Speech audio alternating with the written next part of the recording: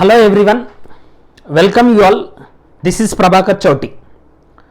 ఈరోజు న్యూస్ పేపర్ను ఉపయోగించి మనం క్వశ్చన్స్ని ఎలా తయారు చేసుకోవాలి, న్యూస్ పేపర్ను ఉపయోగించి ఎకానమీని ఎట్లా అర్థం చేసుకోవాలి అనేటటువంటి అంశాల్ని నేను మీకు ఎక్స్ప్లెయిన్ చేస్తాను.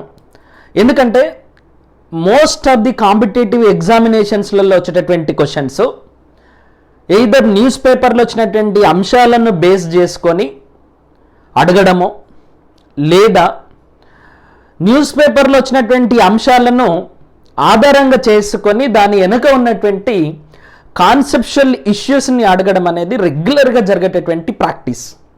కాబట్టి న్యూస్ పేపర్లో వచ్చినటువంటి అంశాలు, ఈ న్యూస్ పేపర్ వెనుక ఉన్నటువంటి ఆర్థికపరమైనటువంటి అంశాలని కనుక మీరు కొంచెం బ్యాక్వర్డ్లోకి వెళ్ళి కనుక చదవగలిగితే మీకు న్యూస్ పేపర్కి సంబంధించినటువంటి ప్రతి అంశం మీద ఒక స్పష్టమైన అవగాహన వచ్చేటటువంటి ఆస్కారం అనేది ఉంది. సో దీన్ని ఎట్లా మనము చదవాలి, ఎట్లా దీని వెనుక వెళ్ళి దానికి సంబంధించినటువంటి అంశాలను మనము చూడాలి. సో ఇప్పుడు ఇక్కడ కనుక చూస్తే మీకు ఇక్కడ అక్షరాలు కనిపించకుండా మీరు వర్రీ కావాల్సిన అవసరం లేదు. ఇది ఈరోజు యొక్క ఈనాడు పేపర్. సో ఈ ఈనాడు పేపర్లో మనము ఖచ్చితంగా నేర్చుకోవాల్సినటువంటి అంశాలు ఏంటి అంటే, ఫస్ట్ దీంట్లో మైక్రో ఎకనామిక్స్కి సంబంధించినటువంటి అంశాలు ఏమున్నాయి, మ్యాక్రో ఎకనామిక్స్ సంబంధించినటువంటి అంశాలు ఏమున్నాయి. మైక్రో ఎకనామిక్స్ అంటేనేమో సూక్ష్మ అర్థశాస్త్రము, మ్యాక్రో ఎకనామిక్స్ అంటేనేమో స్థూల అర్థశాస్త్రం. ఈ మైక్రో ఎకనామిక్స్ సంబంధించినటువంటి అంశాలని మనం చదవాల్సిన అవసరం లేదు కాంపిటేటివ్ ఎగ్జామినేషన్స్కి సంబంధించి. ఒకవేళ మైక్రో ఎకనామిక్స్కి సంబంధించినటువంటి అంశాలు కూడా దేశంలో ఉన్నటువంటి అత్యధిక మందిని ప్రభావితం చేసేటటువంటి అవకాశం ఉంటే తప్ప వీటి జోలికి వెళ్ళాల్సిన అవసరం లేదు. ఫర్ ఎగ్జాంపుల్ ఇప్పుడు చూడండి, అపాచీలో నవీకరించిన మోడళ్లు అని చెప్పేసి వచ్చింది. సో ఇది అపాచీ కంపెనీకి సంబంధించినటువంటి అంశం. మైక్రో ఎకనామిక్స్ అంటే ఇండివిజువల్ థింగ్స్కి సంబంధించింది, అంటే ఒక వ్యక్తి గురించి, ఒక సంస్థ గురించి, లేదా ఒక కంపెనీ గురించి వచ్చేటటువంటి అంశాలు మైక్రో ఎకనామిక్స్కి సంబంధించినటువంటి అంశాలు. దేశం మొత్తం గురించి, దేశంలో చాలా మంది గురించి, దేశం యొక్క ఆదాయం గురించి, నేషనల్ ఇన్కమ్ గురించి, ద్రవ్యోల్బణం గురించి, ఆర్బీఐ గురించి, ఎగుమతులు దిగుమతుల గురించి, విదేశీ వ్యాపారం గురించి వచ్చేటటువంటి అంశాలను మనం ఏమంటామంటే macro economics. Economy as a whole, దాన్ని మనము మ్యాక్రో ఎకనామిక్స్ లేదా స్థూల అర్థశాస్త్రము అని చెప్పేసి అంటాం. ఇప్పుడు అపాచీలో నవీకరించినటువంటి మోడల్స్ టీసీఎస్ వాళ్ళు తీసుకొచ్చారు. ఇది మైక్రో ఎకనామిక్స్ కాబట్టి ఇది అవసరం లేదు. తర్వాత ఇప్పుడు ఒగిల్వి గ్లోబల్ సీఈఓగా దేవికా బుల్చంద్ అని, ఒకవేళ ఇది దేశాన్ని మొత్తాన్ని ప్రభావితం చేసేటటువంటి అంశం కాకపోతే దీన్ని వదిలేయచ్చు. డబ్బులు ఇచ్చాక కారు ఇవ్వకపోతే ఎలా, ఇది సహేతుకం కాదు. సుప్రీంకోర్టు ఎక్కడన్నా ఇన్వాల్వ్ అయింది ఆర్థికపరమైనటువంటి అంశాలంటే దీన్ని చదవాలి. తాన్లా ప్లాట్ఫామ్స్ షేర్ల బైబ్యాక్. సో ఒక్కో షేర్కు 1200 ధర. ఇక్కడ ఏ కంపెనీ పాల్గొన్నది అనేటటువంటి అంశంతో సంబంధం లేకుండా బైబ్యాక్ అనేటటువంటి ఒక పదం ఇక్కడ వచ్చింది. ఆ బైబ్యాక్ అనేటటువంటి పదం ఏంటి అనేది తెలుసుకొని మిగతా అంశాన్ని వదిలేస్తే చాలు. బైబ్యాక్ అనేటటువంటి పదాన్ని మనం ఎక్కడ వాడతాం, ఎందుకు వాడతాం అనేది మనం తెలుసుకోవాలి. తర్వాత పెన్నార్ ఇండస్ట్రీస్కు 511 ఆర్డర్లు. ఇది పెన్నార్ ఇండస్ట్రీస్కి సంబంధించింది కాబట్టి ఇది కూడా మనకు అనవసరం. మహీంద్రా తొలి ఎస్యూవి ఆవిష్కరణ, ఇది మహీంద్రా కంపెనీకి సంబంధించింది కాబట్టి ఇది కూడా మనకు అనవసరం. ఒకవేళ మహీంద్రా కంపెనీ ఒక కొత్త వెహికల్ని, అది భారతదేశంలో ఉన్నటువంటి ప్రజలందరినీ ప్రభావితం చేసేటటువంటి వెహికల్ని లాంచ్ చేస్తే ఆ వెహికల్ గురించి మనం చదవాలి తప్ప మహీంద్రా వెహికల్ లాంచ్ చేసినంత మాత్రాన మనకు అది అనవసరం. దాని తర్వాత ఇప్పుడు 8% పెరిగిన వాహన రీటైల్ విక్రయాలు, ఇది ఇంపార్టెంట్. ఉద్యోగుల్లో మానసిక అనారోగ్యం, ఇది కూడా చదవచ్చు. భారత్ నుంచి తక్కువ ధరకి స్వచ్ఛ హైడ్రోజన్, ఇది కూడా చదవచ్చు. పండగ సీజన్లో 94,000 కోట్ల ఈ అమ్మకాలు, ఇది కూడా చదవాలి. యూనికార్న్లో భారత్దే పైచేయి, చైనా కంటే ముందంజ, అగ్రస్థానంలో అమెరికా, ఇది కూడా చదవాలి. తర్వాత ఈసీబీ వడ్డీ రేట్లు భారీగా పెంపు 1999 తర్వాత అత్యధికమిదే, ఇది most important. European central bank వడ్డీ రేట్లు పెంచిందంట. వేరే దేశం అయినా సరే ఇది ప్రపంచం మొత్తాన్ని ప్రభావితం చేసేటటువంటి న్యూస్ కాబట్టి ఈసీబీ వడ్డీ రేట్లు పెంచితే ఏమవుతుంది అనేది మనము చదవాలి. తర్వాత ముదుపర్ల సంపద 282.67 లక్షల కోట్ల ఆవిరి. ఓకే, లక్షల కోట్లు తాజా జీవనకాల గరిష్టానికి అని చెప్పేసి స్టాక్ మార్కెట్కి సంబంధించినటువంటి అంశాలు, ఇది కూడా చదవాలి. తర్వాత మోస్ట్ ఇంపార్టెంట్ నిర్మలా సీతారామన్ గారు, ఆర్బీఐ గవర్నర్ గారు. ఎందుకంటే మన దేశంలో ఉండేటివి రెండు విధానాలు. ఒకటి ఫిస్కల్ పాలసీ, విత్త విధానము లేదా కోశ విధానం అంటారు, దాన్ని ఫినాన్స్ మినిస్టర్ ప్రతిపాదిస్తారు. తర్వాత మానిటరీ పాలసీ లేదా క్రెడిట్ పాలసీ, దీన్నే ద్రవ్య పరపతి విధానము అంటారు. ఈ ద్రవ్య పరపతి విధానాన్ని Reserve Bank of India governor ప్రతిపాదించే వాళ్ళు, ఇప్పుడు ఎంపీసీ మానిటరీ పాలసీ కమిటీ ప్రతిపాదిస్తుంది. ఆ రెండు ఎక్కడొచ్చినా చదవాలి. అంటే ఫినాన్స్ మినిస్టరు, ఆర్బీఐ గవర్నర్ ఎక్కడ కనిపించినా కూడా ఆ న్యూస్ చదవాలి మనం. సో ఇక్కడ ఫినాన్స్ మినిస్టర్ కనిపిస్తారు కాబట్టి ద్రవ్యోల్బణ నిర్వహణను ఆర్బీఐకే వదిలిపెట్టలేం కేంద్ర ఆర్థిక మంత్రి Nirmala Sitharaman. Most important news.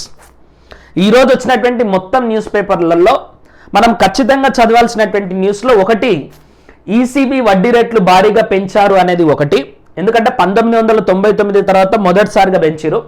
రెండు, ద్రవ్యోల్బణ నిర్వహణను ఆర్బీఐకి వదిలిపెట్టలేమనేది రెండో న్యూస్.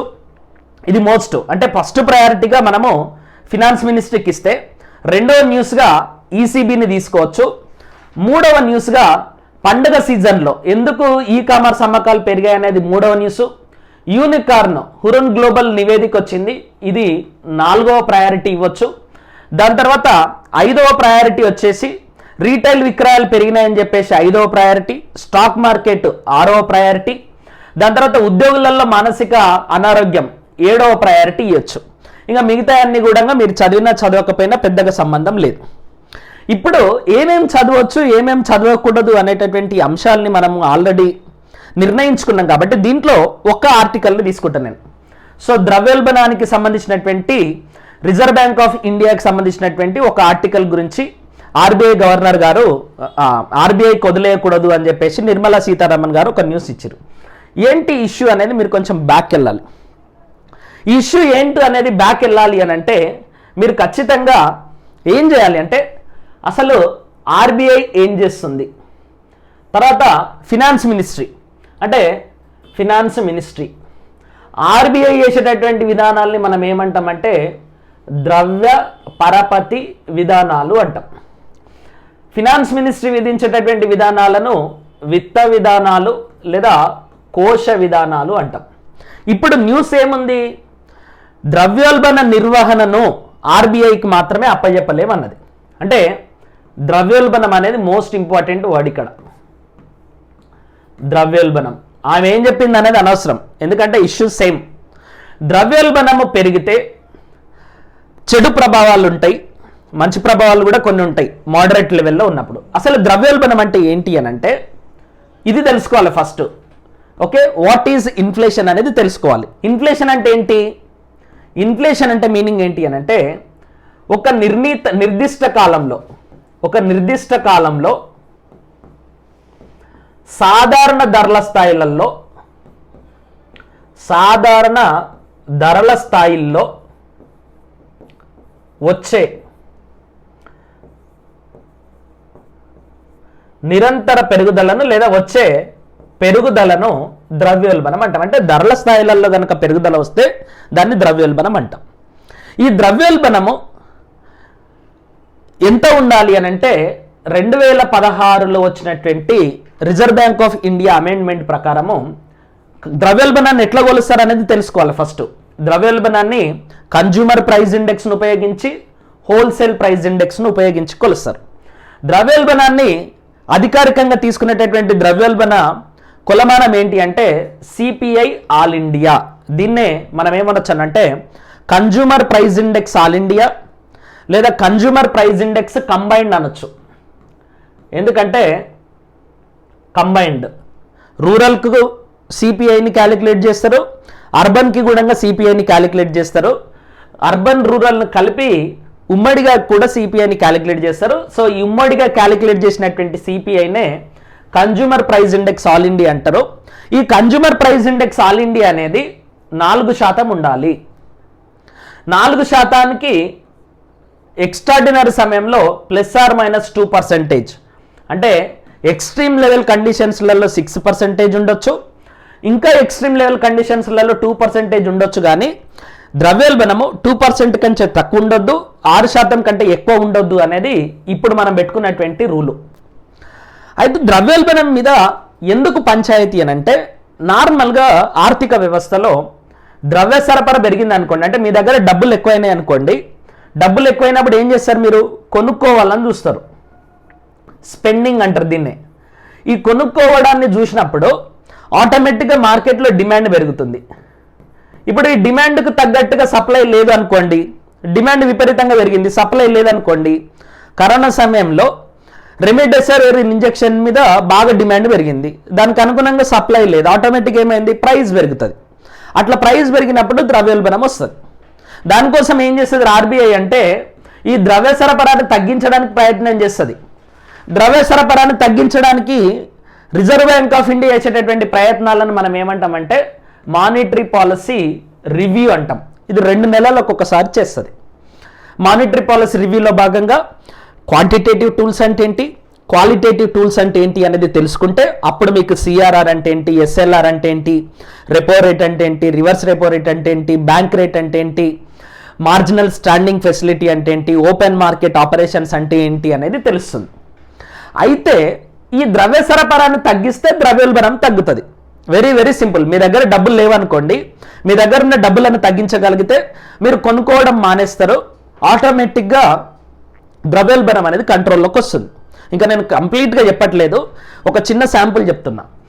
కానీ ద్రవ్య సరఫరా ఉంటేనే డిమాండ్ వస్తుంది కదా, డిమాండ్ వస్తేనే సప్లై పెరుగుతుంది కదా, అంటే డిమాండ్ ఉంది కాబట్టే ఏదో ఒకటి ఉత్పత్తి చేయాలి కదా. ఉత్పత్తి చేసినప్పుడు మాత్రమే మార్కెట్లో జీడిపి అనేది పెరుగుతుంది, అంటే ఉత్పత్తి పెరిగితేనే జీడిపి పెరుగుతుంది. సో ప్రభుత్వం ఏమంటుందంటే, అంటే ఫినాన్స్ మినిస్టర్ యొక్క లక్ష్యం ఏంది అని అంటే జీడిపిని పెంచాలి. ఆర్బీఐ గవర్నర్ యొక్క లక్ష్యం ఏంటి, ద్రవ్యోల్బణాన్ని తగ్గించాలి. ఇప్పుడు ద్రవ్యోల్బణాన్ని తగ్గించాలంటే మనీ సప్లైని తగ్గించాలి, జీడిపిని పెంచాలంటే మనీ సప్లైని పెంచాలి. సో ఆర్బీఐ గవర్నర్ ఏమో మనీ సప్లై తక్కువ ఉండాలని అంటాడు, ఫినాన్స్ మినిస్ట్రీ ఏమంటది, మనీ సప్లై ఎక్కువ ఉండాలంటది. సో మనీ సప్లై ఎక్కువ ఉండాలి కాబట్టి మీరు వడ్డీ రేట్లను తగ్గించండి అని చెప్పేసి ఫినాన్స్ మినిస్టర్ అంటుంటుంది. లేదు, వడ్డీ రేట్లను కనుక తగ్గిస్తే మనీ సప్లై పెరిగి ద్రవ్యోల్బణం పెరుగుతుంది కాబట్టి మేము తగ్గించమంటారు. సో ఈ రకంగా ఆర్బీఐకి ఫినాన్స్ మినిస్టర్కి మధ్య వచ్చేటటువంటి ఈ పంచాయతీ మూలంగా ప్రతిసారి ఆర్బీఐ ఒక స్టేట్మెంట్ ఇస్తుంది, ఫినాన్స్ మినిస్ట్రీ ఒక స్టేట్మెంట్ ఇస్తుంది. ఇది నార్మల్గా ఒక చిన్న అంశంలో నేను మీకు ఎక్స్ప్లెయిన్ చేయడానికి ప్రయత్నం చేసిన. ఇప్పుడు ఈ న్యూస్ని ఆధారంగా చేసుకొని మీరు ద్రవ్యోల్బణం అంటే ఏంటి, ద్రవ్యోల్బణాన్ని ఎట్లా కొలుస్తారు, ద్రవ్యోల్బణం ఎట్లా వస్తుంది, ద్రవ్యోల్బణం వస్తే జరిగే పరిణామాలు ఏంటి, ద్రవ్యోల్బణాన్ని నియంత్రించడానికి ప్రభుత్వం తీసుకునే చర్యలు ఏంటి, ద్రవ్యోల్బణాన్ని నియంత్రించడానికి ఆర్బీఐ తీసుకునేటటువంటి చర్యలు ఏంటి, వీళ్ళిద్దరి మధ్య ఉండేటటువంటి కాన్ఫ్లిక్ట్ ఏంటి అనేది కనుక మీరు తెలుసుకుంటే ప్రిలిమినరీకి సంబంధించినటువంటి అంశాలను ఆన్సర్ చేయొచ్చు, మెయిన్స్కి సంబంధించినటువంటి అంశాలను కూడా మీరు ఆన్సర్ చేసేటటువంటి ఆస్కారం అనేది ఉంటుంది. సో ఒక న్యూస్ పేపర్లో చాలా రకాలైనటువంటి ఎకానమీ ఇష్యూస్ వస్తాయి. నేను ఒక్క బిజినెస్ పేపర్ను మాత్రమే ఆధారంగా చేసుకొని ఎక్స్ప్లెయిన్ చేయడానికి ప్రయత్నం చేసిన. ఒకసారి హిందూ పేపర్లో బిజినెస్ పేపర్లో ఏమి ఇచ్చారనేది కనుక ఒకసారి గమనిస్తే, ఇది హిందూ పేపర్లో ఇచ్చినటువంటి బిజినెస్ పేపర్. దీంట్లో monetary tools alone cannot tame inflation, అక్కడ ఏమిచ్చిరో ఇదే దాన్ని చాలా పెద్దగా ఇచ్చిరు. Growth impulses also need to be unfettered in current situation says finance minister Sitharaman. అంటే మానిటరీ పాలసీ ఒకటే కాదు ఇన్ఫ్లేషన్ని తగ్గించేది, గ్రోత్ను పెంచడానికి తీసుకునేటటువంటి చర్యలు కూడా ముఖ్యమే అని చెప్పేసి ఫినాన్స్ మినిస్టర్ అంటుంది. తర్వాత ECB lifts rates by record 75 basis points to fight inflation. ఇది కూడా ఇన్ఫ్లేషన్ గురించే.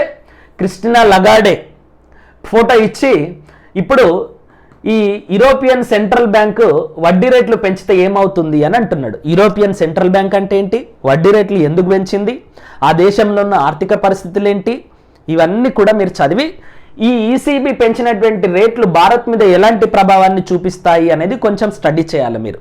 అప్పుడు మీకు ప్రిలిమినరీ మెయిన్స్లో వచ్చేటటువంటి క్వశ్చన్స్ మీద ఆన్సర్ చేయొచ్చు. దాని తర్వాత digital lending rules meant to end regulatory arbitrage raise onus of complying with regulatory guidelines is one entities. So digital లెండింగ్కి సంబంధించినటువంటి రూల్స్ గురించి ఒక ఆర్టికల్ వచ్చింది. తర్వాత రీటైల్ సేల్స్ పెరిగినాయని చెప్పేసి ఒక ఆర్టికల్ వచ్చింది. Centre sets 20% export duty and rice, export duty మీద వచ్చింది.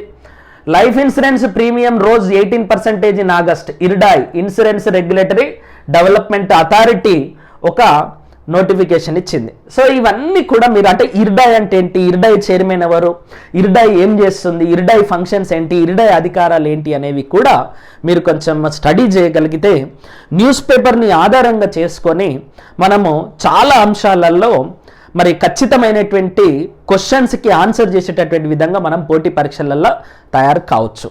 Thank you all.